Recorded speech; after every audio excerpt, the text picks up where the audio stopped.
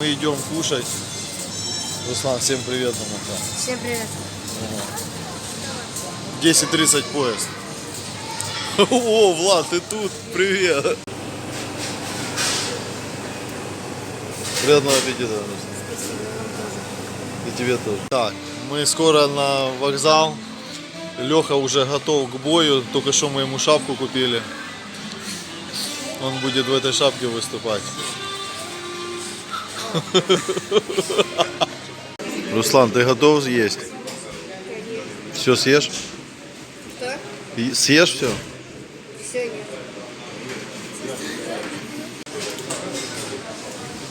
Йоу, приятного аппетита. Леха на сгонке, пока не ест.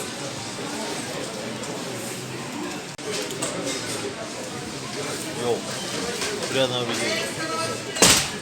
Леха на сгонке, пока не ест. Всем привет. Кола не моя, Кола не Лехина. к сожалению. Да, к сожалению. Она Русланчика. Привет, Руслан. Как дела? Красавчик. Как дорога, Руслан? Нормально. Устал? Ну, так, чуть-чуть. От чего? Потому что сидел Где ты сидел? в автобусе. А, понятно.